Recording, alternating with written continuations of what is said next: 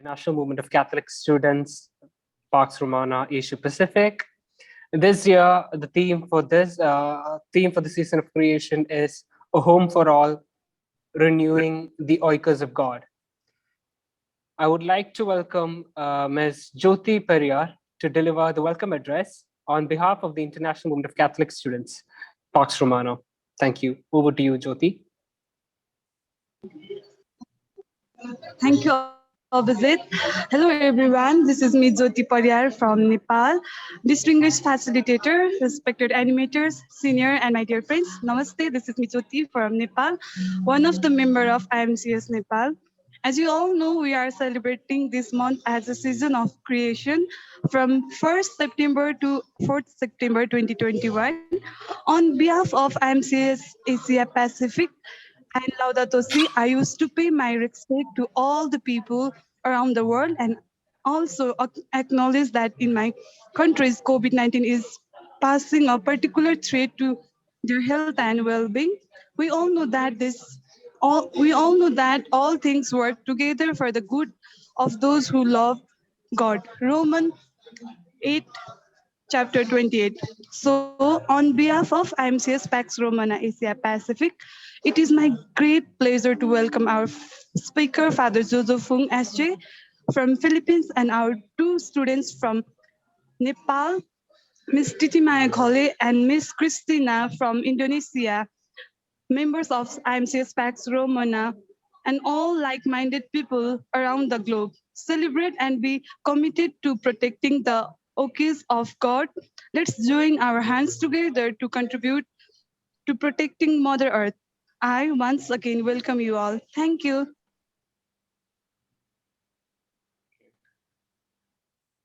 Thank you, Jyoti, for that welcome address. Without delay, let us go into the content of the program. At first, we will be having student speakers. We have with us Ms. Titi Ghale from IMCS Nepal, who would share on the topic as youth what we can do to protect Mother Earth. Titi Ghale is a member of International Movement of Catholic Students Nepal, and I welcome you, Ms. Titi, to give your thoughts on the matter. Over to you, Ms. Titi. Thank you.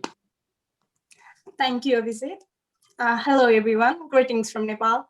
As Abhijit has already introduced me, I'm Titi Ghale from Nepal. I'm a member of IMCS Nepal, and I'm really honored to be a part of this webinar today to talk about my thoughts on season of creation and how we as youths can contribute to the season of creation, this camping, and to the protection of Mother Earth, the echoes of God as a whole. So let's move on to the sharing details. Um, uh, um, I would like to talk about the effects of climate change here in Nepal to begin with. So, being a Nepali myself, I have lived through these changes, and for the last 10 years, a decade, I have observed, lived, and felt the changes myself. So, and the major effects of climate change I have listed here for you all to see, and that would be reduction in agricultural production and strained water resources. Despite being the second richest country in water resources, Nepal still faces the problem of drinking water, and Nepal being an agricultural country faces the food insecurity, because you see all the agricultural lands that are being transformed into the concrete forest of houses and unmanaged urbanization. And another effect of climate change is also loss of forest and biodiversity with change in climate, and the level of temperature increasing every day with 0.6 degrees Celsius as the annual average increase in the temperature, the biodiversity is being highly affected.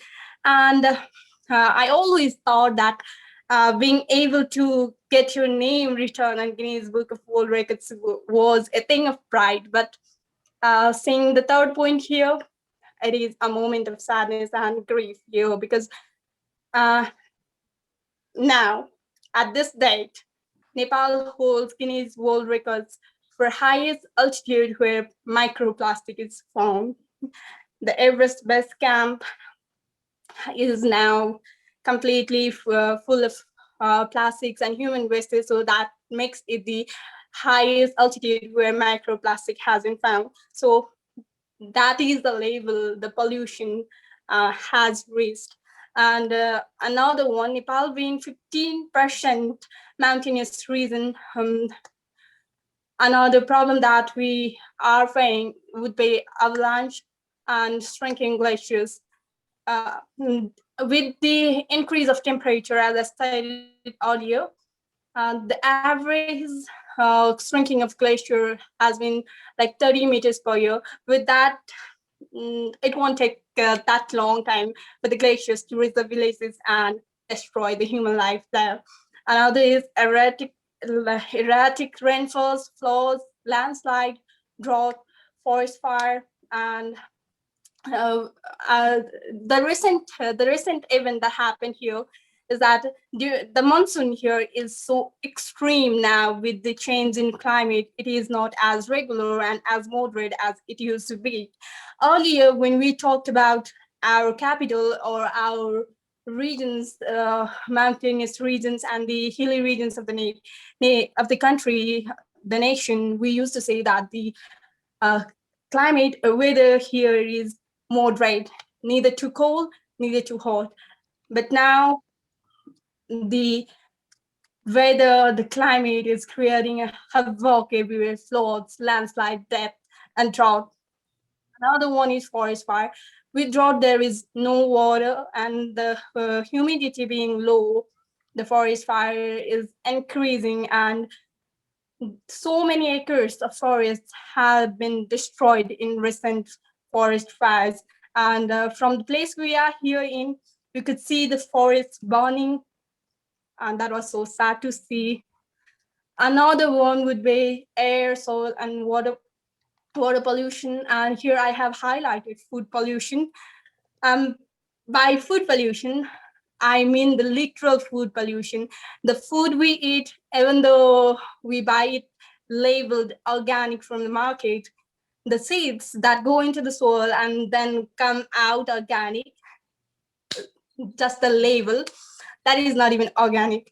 The use of pesticides has been so high that the fertility of soils have been destroyed, and the pesticides and the chemical components have now become a part of the food that we consume every day, and that in that way food has been polluted. Uh, and the air pollution was so severe last year, and we couldn't even go out, and the government had to declare public holiday or curfew for the time being, so that people could be safer. But I don't know how that helped. That's all for the effects of climate change. Let's move on to the next slide. In this slide, you can see all the uh, effects of climate change and that occurred here in Nepal. These all pictures are from Nepal. And in this picture, in the middle, you can see the mountainous region fully covered, the caps fully covered in snow in 1920. And then in 2009, we see no snow at all. And the second picture, the picture of landslide, it is from my hometown, which is just a 10 minutes walk away from my home.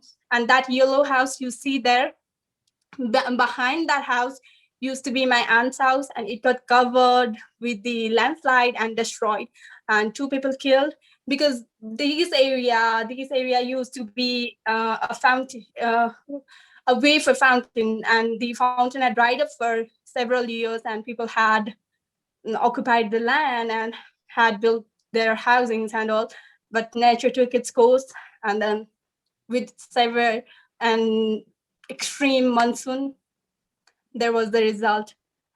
So we talked about the effects.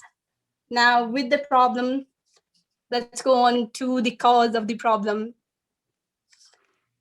Um, The cause of the climate change in Nepal has been both natural and anthropogenic. Uh, let's go on to discuss about anthropogenic causes of climate change in Nepal. Natural causes that I don't think we need to go in detail about that, but let's focus on the anthropogenic causes, because that is what we can control. Unsustainable anthropogenic activities and enormous anthropogenic activities and greenhouse gases. So you see, the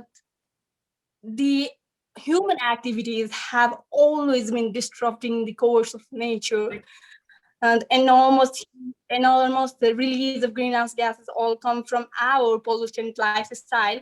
The lifestyle we have taken up is now so polluted. In a way, we are living with pollutants and dependent on pollutants for our lifestyle. For example, let's take refrigerator, dryer, washing machine, AC. These are the parts of our life, and these are also the pollutants and the sources of greenhouse gases. With that comes unmanaged urbanization, deforestation, of course, and so many other human activities. And we are making uh, fast fashion a part of our life.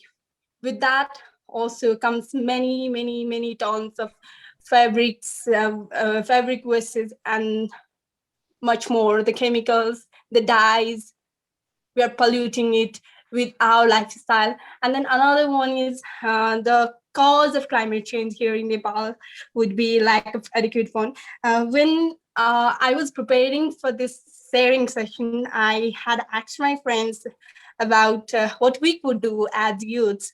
But instead of finding the solutions and saying that, my friends were saying like, we have depth and Nepal is not capable enough to focus on that yet. And yeah, it is true that we have depth and all the country is not yet capable of being able to go into environmental sectors, but that doesn't mean that we should not be doing anything. And another cause of our climate change here in Nepal is also teachings and its traditions. You see, we have a tradition of worshipping the rivers, and while worshipping the rivers, we feed them food, clothes, and then incense sticks. You see, in the first picture, you can see a woman holding so many things just to offer to the river, and I bet that the river won't eat it, so that would be a pollution in the river. And next is our teaching. We have always been taught, and we have taught others that throwing your garbage in a trash can or garbage can is a good manner.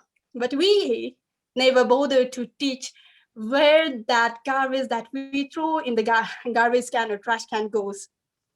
And here now it is time that we change the way of teaching, and instead of saying throwing our garbage in the trash can, we need to teach them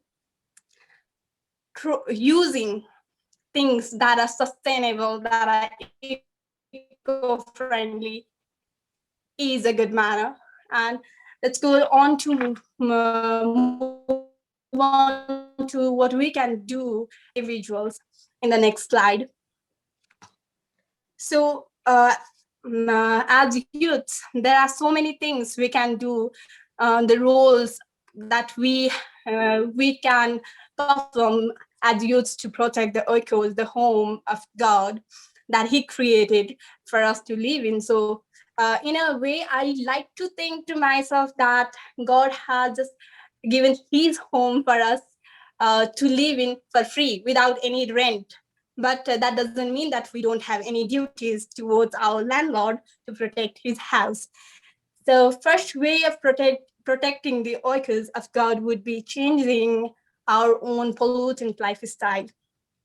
You see, in our everyday life, there are so many things that we do unnecessarily, despite despite the facts that we can adopt for more eco-friendly alternatives. But we have made those things the way of life. For example, when something breaks, we throw it away. Now that it has already become a culture of throwing away everything instead of mending and fixing like in the past.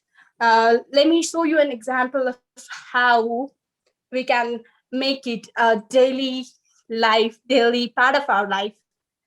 This cup here, it has been chipped, broken. Now I can't use it. I couldn't use it to drink anything from this cup, and now it has become a pot. And instead of throwing, we could reuse, recycle, and when possible, reduce. And as youths, it is very important that we take the initiative to make our roles ourselves institutionalized in policy making and involved in uh, adversary adversary bodies like youth councils and all. Participation in conservation projects and protests is also an important role that we as youths and as IMCS can perform. Uh, and Another one is waste management here.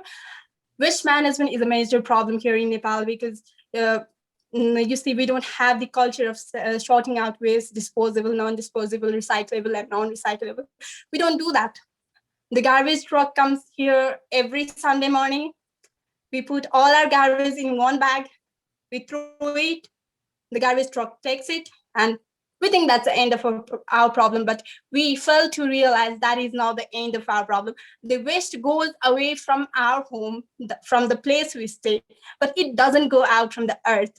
And many of us fail to realize that. And it is time that we realize and do something to stop that. In a way, we are throwing the waste outside the window like that. It's not going anywhere as it is on earth. And learning and teaching from traditional eco-friendly practices and unlearning harmful ways of life. You see, there has always been so many eco-friendly traditional practices, but with the name of modernization, things have changed and we have become cultured people, putting aside the traditional ways and adopting the more modern ways, for such as use of plastic plates, because that was considered more cultured, more modernized. And with that, we abandoned the plastic plates that were so eco-friendly and budget friendly, of course, pocket friendly as well, not just eco-friendly.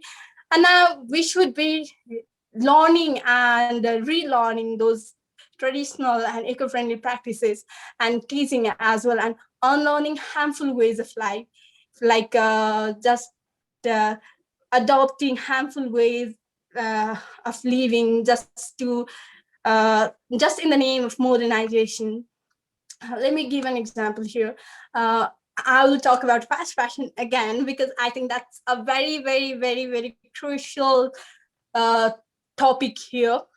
This dress I'm wearing right now, it used to be a long gown, and I wasn't wearing it for like 2 years, and then I upcycled it. Now we have a harmful and it's harmful to the ecosystem, harmful way of life, buying new clothes every time for every event. But I think we should adopt to upcycling and reducing those wastes, and also involving our movement and family, colleges, and society in conservation projects would also be the responsibility of the youth. Many people don't even realize that global warming, climate change is actually a problem. So as youths who are aware through and make them more aware through advocacy, social media advocacy, we can of course adopt those means and do our best to create awareness. And yeah, I already talked about institutionalization of youth participation in policy making bodies and also politics. Growing up, I think most of the Nepali youths, they have heard that politics is a dirty game, and that has kept so many youths away from politics. And now it is time to rethink and unlearn that phrase that politics is a dirty game. Politics is not a dirty game. Politics is a game, but whether you play fair or fall depends on you. So it is now the time to run away from politics, youth, and come back into the power. Do your best and protect the earth, because power is like a hammer. If you have that hammer, then you can nail down all these problems that we are facing. And that's all from my side. Thank you very much for being good listeners. Thank you so much, everyone. Thank you.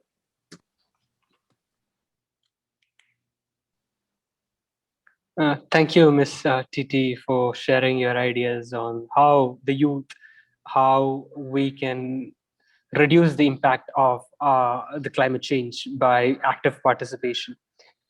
Thank you for that, Titi. Now, I would like to invite Ms. Christina Rumahlatu to share her ideas on climate action and the role of youth in this effort.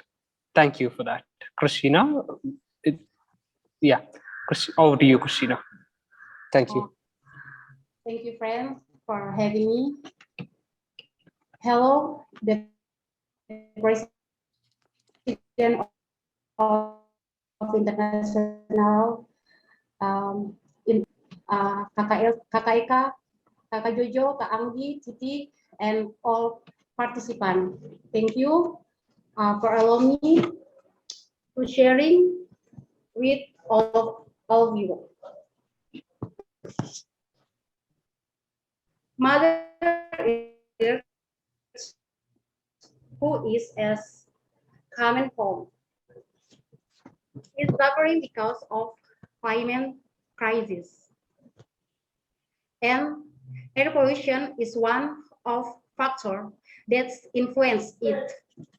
So as young people, we have to take this responsibility, and characters of big city in developing country generally experience air pollution problems, include Jakarta. In Jakarta, the problems of air pollution it's not new thing. Based on data, Jakarta is a city which a very significant increase in air pollution produced.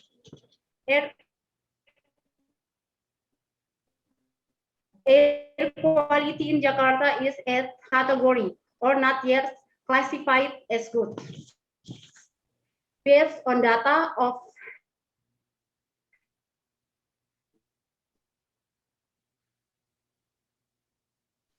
the Jakarta City in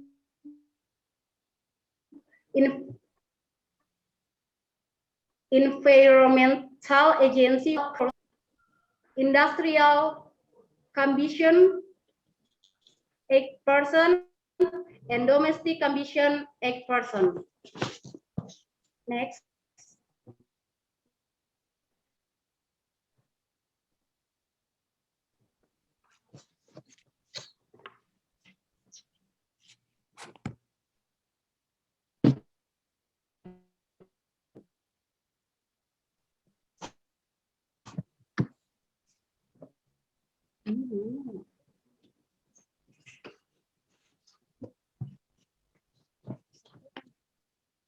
The government has issued a policy through the Jakarta government's instruction numbers 16/6 of 2019 concerning air quality control, but since the issuance until the state of implementation is has not yet reached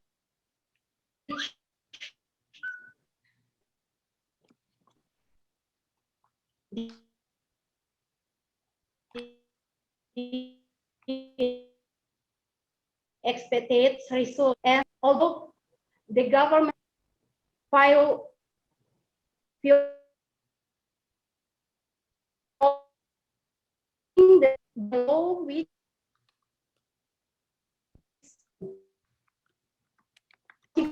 filed a lawsuit against them, like what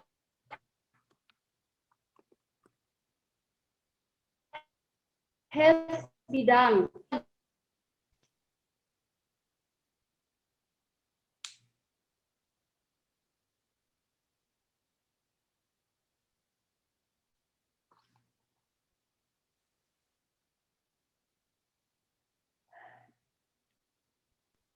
I think Christina is having some connectivity issues. We hope she'll join in again so that we can complete, or let us wait for 2 minutes to see if she's come back. Otherwise, we'll move on. Then we can have her again back. So I think she's back in. Yeah, in Jakarta there is a heavy raining, so there is a internet disturbance. There is a connection problem. Please wait. Thank you. Yeah, Christina's coming back in.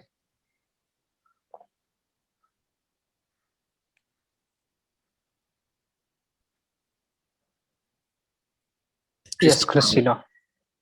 Sorry, because my connection is on trouble. I will continue my presentation. Thank you. So, go ahead, please. You and step on air pollution.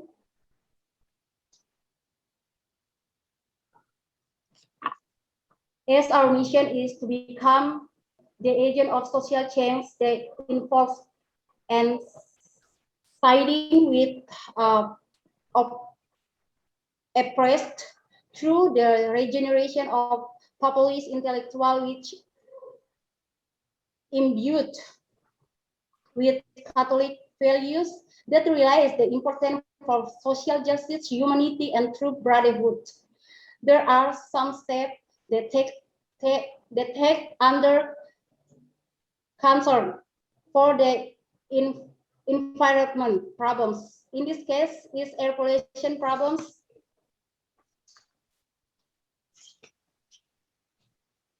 Next, please.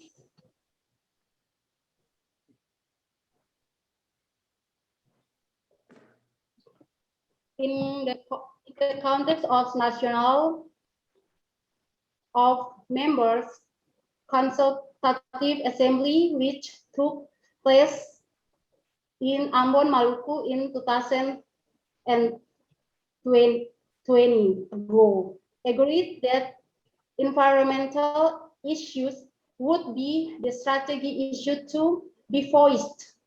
This agreement inseparable from displaying quality of the environment in Indonesia. Coupled with increasing frequency of natural disaster that occurred in the ecosystem.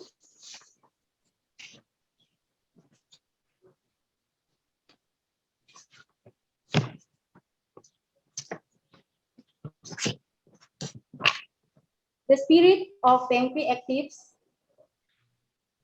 involvement in overseeing issues separated from the encyclic Laudato Si issued by Pope Francis.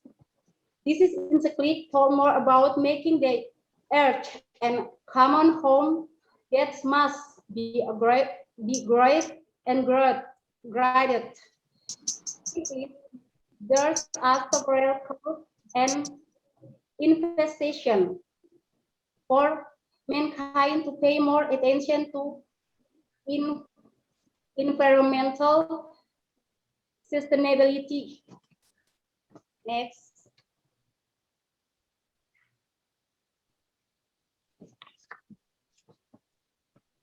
One of concern steps to actively criticize a government policies that are not pro-environmental sustainability. Both at the national and regional levels, PMKRI encourage region and also directly involved in maintaining the beauty of environment, such as planting trees, cleaning in environment, and actively campaigning for ecological justice through digital platforms.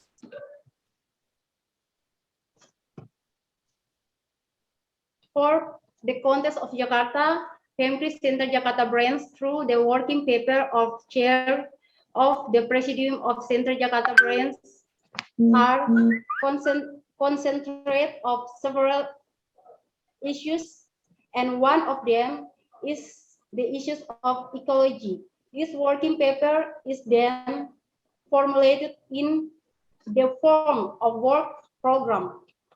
Next. So our action are creating green open space. So we plant trees around of us. Direction is make education for our member PMKRI to realize about environment, and then we make a campaign for the importance ecological awareness. Then we use social media to share the environment educational content, and then cooperate with campus to socialize ecology issues.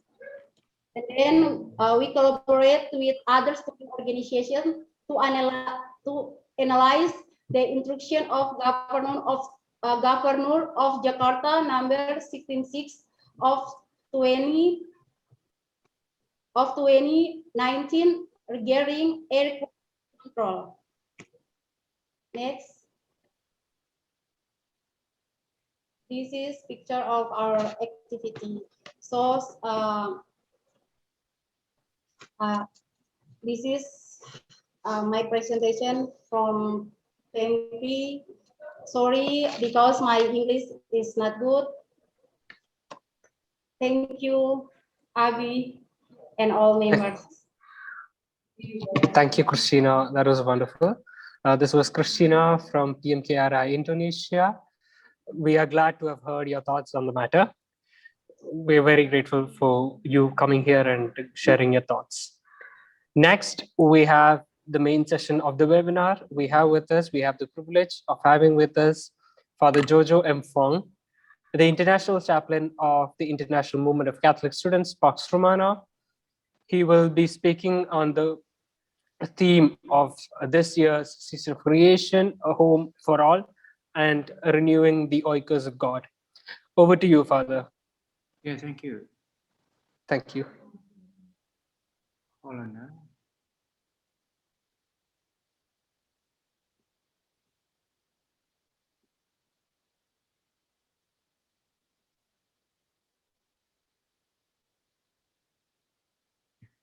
Yeah, I just want to thank Titi, Titi Maya Ghale from Nepal, speaking about the situation in Nepal. I think people like us, we need to hear more what's happening in the different IMCS, and also from Christina, Rumahlatu. Yeah, I think it's very important to also listen to what's happening, in Indonesia, but yours is more concentrated in Jakarta, and also because I think maybe you are more connected with the central branch. Yeah, so good to know that.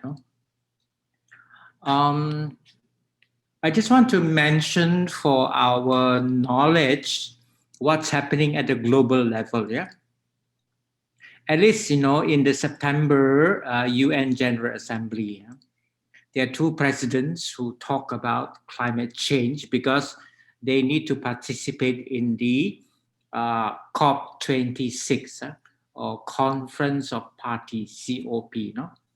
COP26, and that will be in Glasgow from November 1 to 12, 2021. No? President Xi talks about how China, through the One Belt, One Road, will stop funding coal projects abroad. And that means actually they spend about 50 billion for coal projects in 20 countries. So at least at the UN, he said that due to the need to cut global emission and then to reduce it to zero in 2050, China is 2060. Therefore, at least China will cut all the coal projects abroad.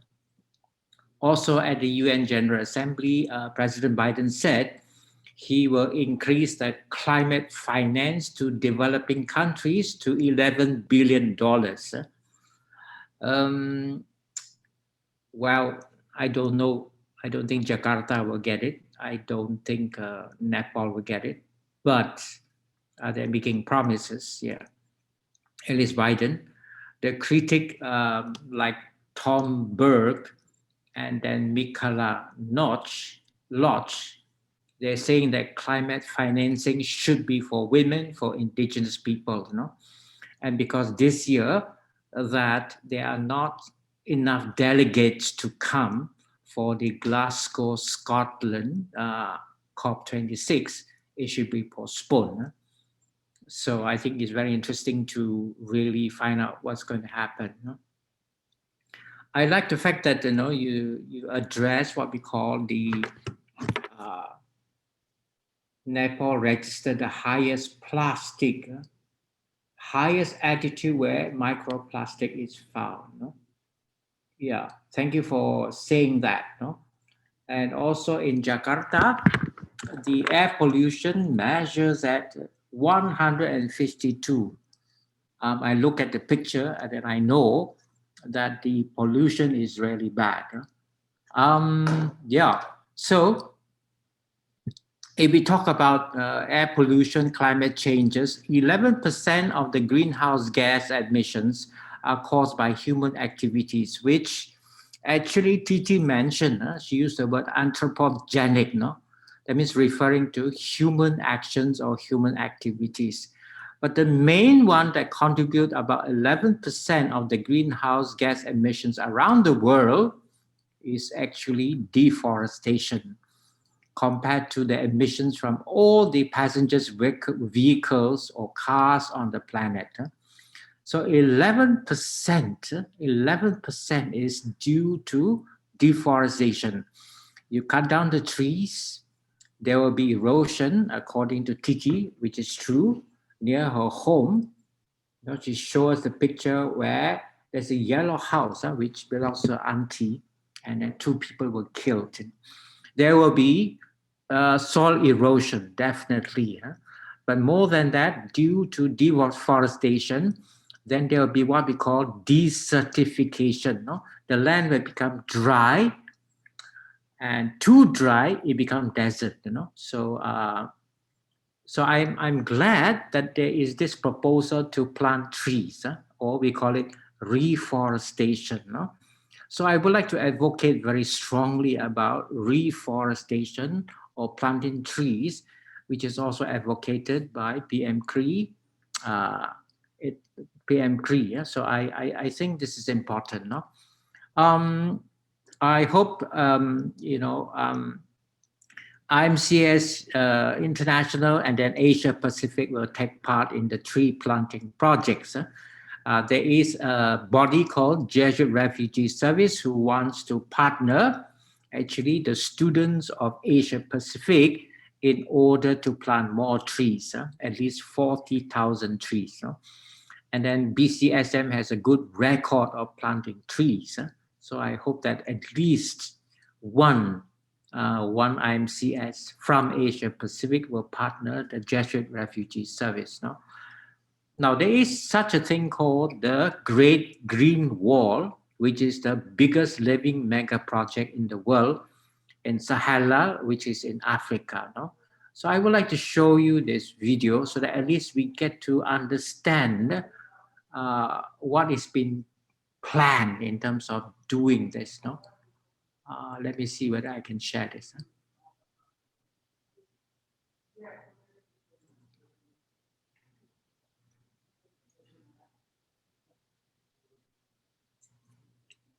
I would like to share this and see whether you can see it. Please let me know whether you can see or you cannot see.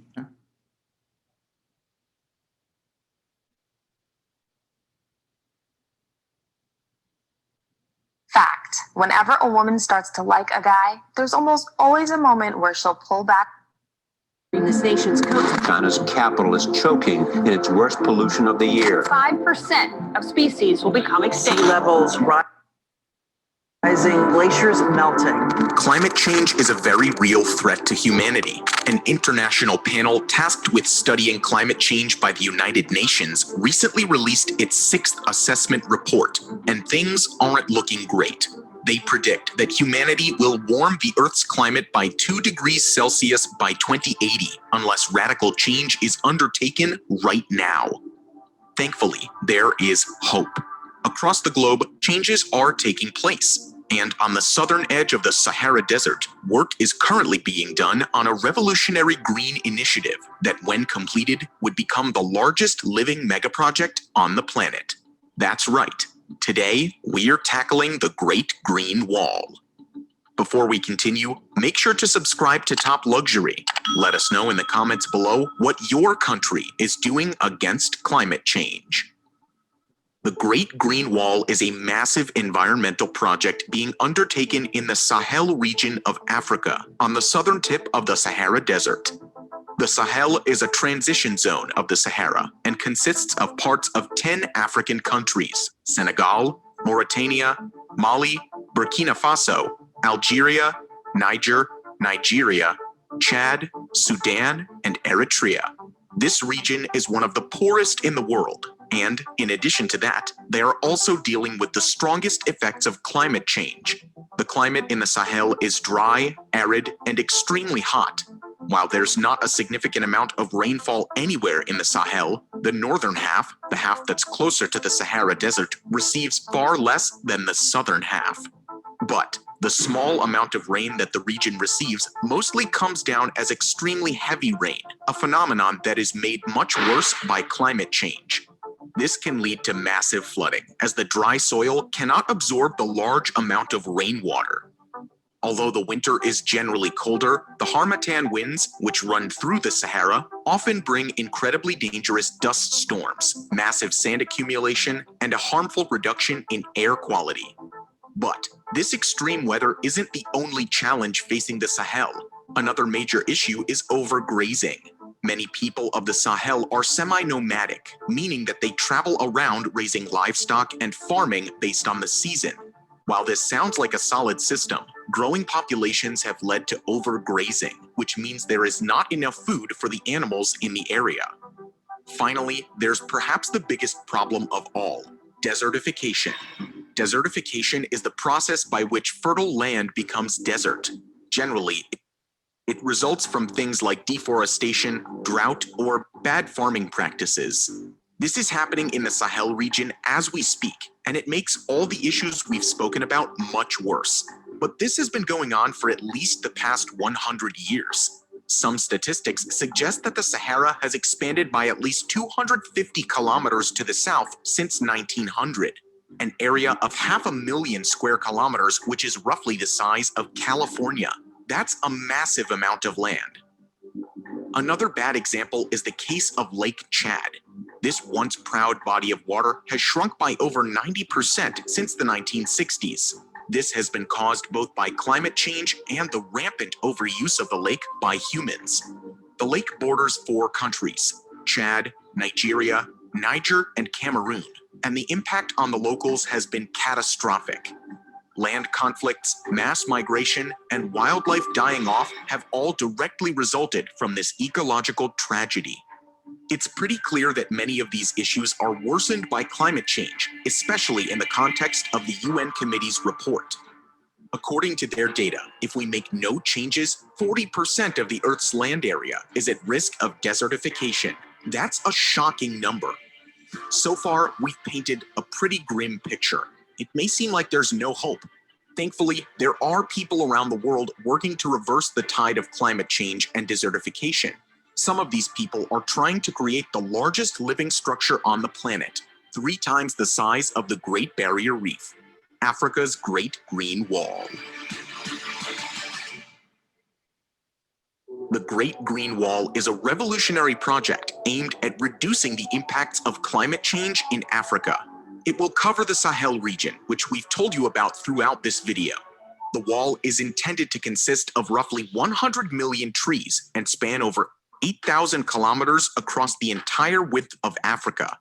Currently, the project is about 15% complete, and there have been approximately 17 million trees planted as part of the Great Green Wall. Of course, something like this doesn't come cheap. Initial estimates put the cost of completing the Great Green Wall mega project in Africa at a whopping $8 billion. However, as we will explain in a moment, the project is facing major problems, and the real cost will likely be much higher. But first, let's take a look at why this wall is being built in the first place. First and foremost, it's to slow down the erosion of the soil and thereby stop the Sahara's advance. A forest of this scale can also serve as a massive windbreaker. Secondly, it will immensely reduce the amount of carbon in the air, fighting climate change every single day. And finally, lots of workers are needed to plant all of those trees. Some estimates predict that this project could create hundreds of thousands of jobs for people across Africa. The idea for the project was initially conceived by British explorer Richard St. Barbe Baker in the 1950s. In 2002, it was considered and soon approved by the Community of Sahel-Saharan States as a way to curb the rapid expansion of the Sahara Desert.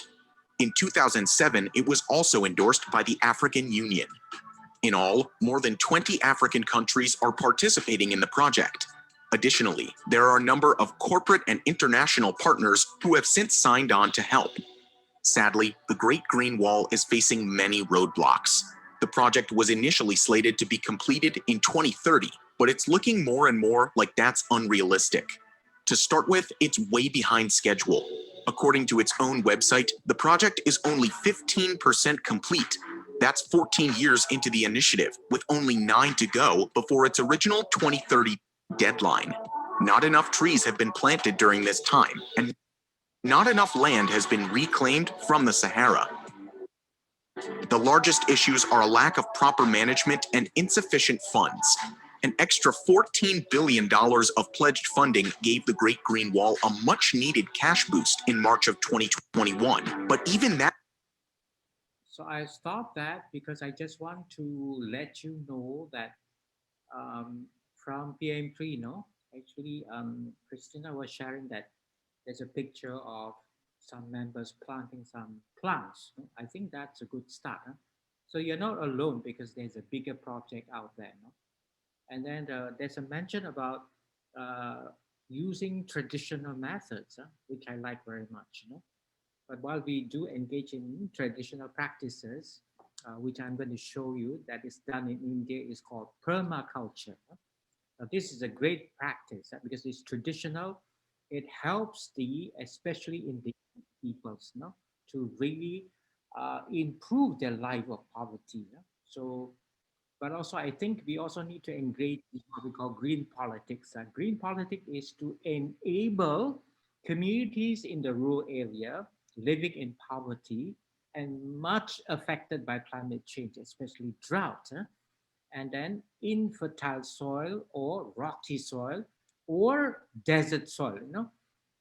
So we need this kind of green politics, green economy to include people who are excluded by the current kind of economy. This economy is really, feeding on what we call a very elitist lifestyle. And then there is a comment saying that, the way we really live, a very elitist consumeristic lifestyle, we also throw away too much garbage, and the garbage collection, where even if it's 3R, It is thrown out of your house. Yes, it is collected, but that by no means, the recycling industry is a complete industry. It means recycling everything so that it can be reused. No?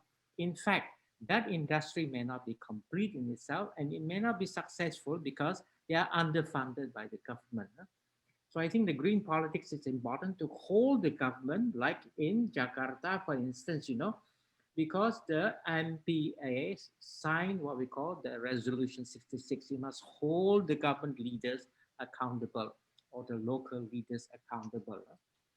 Also, I like to encourage, if we go back to traditional methods, it's also to really go back to what we call the ancestral wisdom, the wisdom of our elders, of our ancestors who pass on the knowledge of how to do sustainable farming, sustainable land development, sustainable way of keeping the forest, of encouraging wildlife, and then the biodiversities and ecosystems alive. I think there is this wisdom that has been studied, and more scholars agree that indigenous people have the wisdom, have the knowledge to make sustainable management of the forest, of the wildlife, and of the different crops, or we call multi-cropping. But let me show you this in terms of multi-cropping of very hard red soil or laterite soil in the practice of permaculture, which is a traditional practice in India. I think we need to learn of this traditional practice, which is important for us students as well, because we are also from what we call indigenous communities who also resort to traditional practices, or rural communities who resort to traditional practices. I'm going to share this just 1 minute.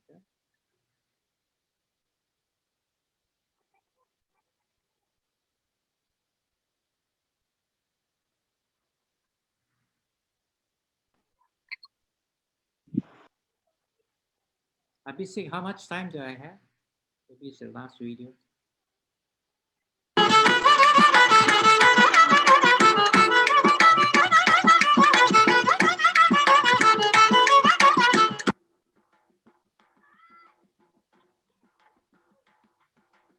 Anyone can do it, not only me. Also, this is possible because it's a proven. I think anybody can do it anywhere else, even barren, rocky and bedrock and sheetrock, any kind of rock, they can do this kind of farming. It is possible. In our last episode, we saw how DRCSC is working with tribal communities in West Bengal, lifting them from poverty to permaculture. There, we headed southwest to the state of Telangana on the Deccan Plateau. The Deccan Plateau is in the rain shadow of the Western Ghats Mountains, so it's hot and dry for most of the year, averaging 650 millimeters of rainfall during the intense monsoon season. We started in the city of Hyderabad and wound our way out 200 kilometers into the countryside to visit the oldest permaculture farm in India.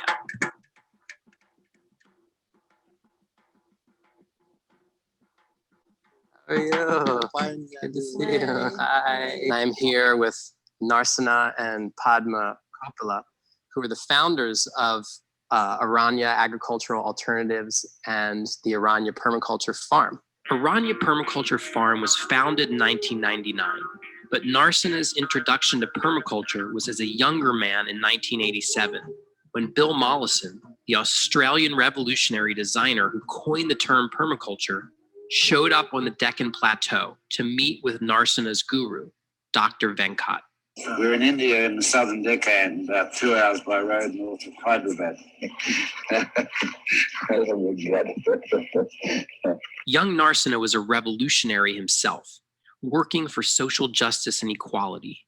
He began a lifelong friendship with Mollison and has worked tirelessly to spread permaculture throughout the Deccan Plateau. In the true permaculture spirit, Aranya Farm was founded on land that was declared by the government as a wasteland, a plateau eroded down to bare laterite bedrock where no human could scrape together a livelihood. This stone is a bedrock. I think there's not much porosity, not even cracks. Totally it's a sheet rock where water cannot be even sink and impounded into the soil. Considered as a wasteland in this region. Even government records also it's called a wasteland. The wastelands are not wastelands, they're wasted lands. That's the slogan I have taken. It's always wasted land. We wasted it, not a wasteland. Most of the soils, they're not as a good and bad, they're a poor and rich. So same social structure if you take the poor people and rich people. Who will take care of such poor people? Everybody neglect the soil size. Everybody is caring only the fertile soils. Who will take care of these kind of soils? From this bare rock, Aranya Farm has grown into a mature food forest that shows the capacity of permaculture to create abundance in the harshest of conditions. This is the land is totally barren 20 years ago. There I planted a lot of trees. I started raising nursery. Then whatever I raised the nursery, from that nursery, the saplings I planted in one area. Slowly, one by one, is a phase manner, I developed this farm. But the first step was the water harvesting. Second is I did my compost, the nursery, and plantation, and some crops. Only 10% of land I kept for annual crops, where I don't need to much do much work. So this is a perennial crops I put under almost 80% of the land put under perennials. Most of the trees have came on their own. Most of the trees, I think, is the bird drops. That's the very beauty of the entire farm. I think lot of natural growth is happening after 10 years, but now it's the 20th year. 20th year, you can see it look like a mini forest. The bounty at Aranya Farm is undeniable, full of food plants, native species, vegetable gardens, domestic animals, birds, flowers, and seeds. But the spectacular thing is how the water table has regenerated as the forest grew and the soil deepened. This is evident when we look at the hand-dug open well that supplies Aranya's now plentiful water. When I came here, I think this totally bedrock, only little amount of soil all around the well. You can see the depth of the soil, only just 6 to 8 inches soil. The roots are penetrating into the hard rock, making small cracks. I think they totally started going inside and breaking the rock. On this farm, I think I'm maintaining the water table because of planting trees, not only few trees, but not only trees, different sizes, and the small bushes and shrubs and trees and plants all together. I think the root system, the network in the ground, that will hold more water. The water table has been maintaining since last 20 years. But over a period of 6 or 7, I could see a lot of water in the well. That's an indicator of your harvesting water through plants. Each plant is holding water. After saturation, when it reaches saturation, they are releasing water into the open wells like this. I think that's a great indicator. It's happened within just 10 years. Now it's the 20th year. I have plenty of water. I never short of water at all on this farm. I needed to understand the practical steps in turning bedrock into a food forest. So we traveled off of the farm into the surrounding community to see some sites that are in the early stages of development. The first primary activity which they did was to harvest the rainwater. This kind of trenches did in all the women's farmers' fields. And then on the top of the bunds, they sow the seed. On the bunds also, on the rocky area also, they could able to grow something. She planted the mango tree. And also she has done the water harvesting within the plant because it's all rocky area. The water is coming from there and she could able to stop the water and water can stay for longer time to the fruit trees. And at the same time, and she has done the mulching to hold the moisture for long time, using the same moisture to grow the vegetables like tomato, chilies, and she's showing the moisture. If you do the mulching, how the moisture looks like. All of the farmers collectively bringing the water to the tanker and putting into the tank, and from there these people are using the bucket and giving the water to the plants. If you see the crescent structure, the slope is from that side, water is coming here and staying for a long time. So she could able to I think 7 months she has not given any irrigation to the plants, even though she could able to grow because of the water harvesting. So essentially, They identified an area where there was a little bit of soil amongst the bedrock and dug that out to form a crescent-shaped berm that would intercept the rainwater sheeting off the bedrock. A mango tree was planted in the basin with vegetables surrounding it, and the area was heavily mulched to retain moisture. Another method is to carve out a simple trench that is placed perpendicular to the flow of water. Soil is mounded to create a berm below the trench, and in that loose soil, seeds are sown. When monsoon rains fill the trench, seeds come up in the soft soil and grow from the residual moisture that is soaked in by the trench. Harvesting water in trenches and growing crops on the tops of berms is a recurring pattern, and they've really developed this method to help with the transition of wastelands into productive farms. Why you did like this? What is this? She said swaler trench. In their language is a trench. And what did you do here? They took out the soil from this portion and they raised the bund. On the bund they planted a lot of trees. So why you did this? No, to stop the water, rainwater. Why did you across like this? Why can't you put like this? She said is a perpendicular, is the water flow is towards this side. Some water is percolated and some water is laterally moved, which help the plants which we planted on the bund. Because of that moisture, we could able to see this greenery and these flowers are there. Otherwise, we never watered so far. They introduced a lot of trees, combination of food as a leguminous nitrogen fixers and some fruit plants. A little amount of water is enough to grow these plants because they're very hardy. At that time, they don't need much water and a lot of rainwater being harvested. Anybody can pluck the fruit and they eat. That kind of fair share is happening by planting this kind of trees. In one bund, we can introduce multiple species like about already so far we have seen already 7, 8 varieties. The depth you can see on the, I can holding a lot of water, the growth of the trees we can see, able to see, which indicates most of the water has been being percolating here and not much erosion now. This is going to be one of the best example for the live fence. The food also available on the live fence along the roadside at the same time make. So this is interesting because it's what we call low technology. It is really a rural project to help this group of people. They're actually Dalits or the untouchables in India. No? So how do you help people? So you need green politics, yes. You need green economy that use very low technology, people-friendly technology that even those who have no land, no capital, no money can actually do something with their hands. No? To water the land, and then you use very low technology to save the water so that in the well there is water. So I really highly commend this kind of green economy that is inclusive, and that helps in a revolutionary way to help those who are landless and those who are really very poor to champion for them. So I think this is very important. And last of all, because IMCS is about young people, this generation and the next generation. The Pope actually has a message calling for what we call an environmentally respectful, sustainable lifestyle. And he is really citing young people and say that we should really look at the life of young people because they have much to teach us. No? So I like to play this video for our viewing so that at least we can really get some inspiration as young people from Pope Francis.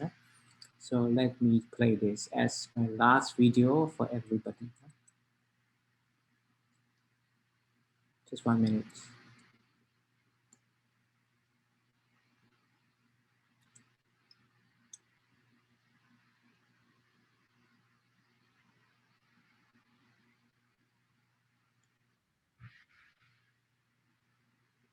Are you seeing the screen? Yes, Father. Yes, Father. I'm going to play this video. There is English subtitles, so I think it's good for us to really understand what the Pope is saying. He's basically citing young people as inspiration.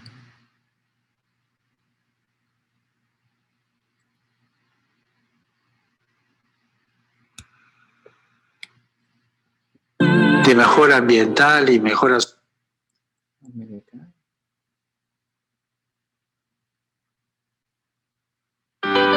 Me alegra mucho ver que los jóvenes tienen valor de emprender proyectos de mejora ambiental y mejora social, puesto que ambas van juntos.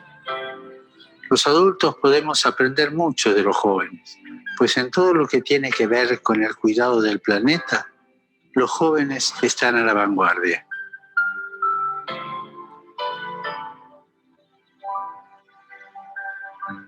Aprovechemos su ejemplo, reflexionemos, especialmente en estos momentos de crisis sanitaria, de crisis social, de crisis ambiental. Reflexionemos sobre nuestro estilo de vida, sobre cómo la forma de alimentarnos, de consumir, de desplazarnos, o el uso que hacemos del agua, de la energía y de los plásticos y de tantos bienes materiales son a menudo perjudiciales para la tierra. Elijamos cambiar. Avancemos con los jóvenes hacia estilos de vida más sencillos y respetuosos del medio ambiente. Y decimos para que todos tomemos las decisiones valientes, las decisiones necesarias para una vida más sobria y ecosostenible, inspirándonos por los jóvenes, ya que están comprometidos con este cambio. Y no son tontos, porque están comprometidos con el futuro de ellos. Por eso quieren cambiar lo que ellos van a heredar, en un tiempo en que ya nosotros no estaremos.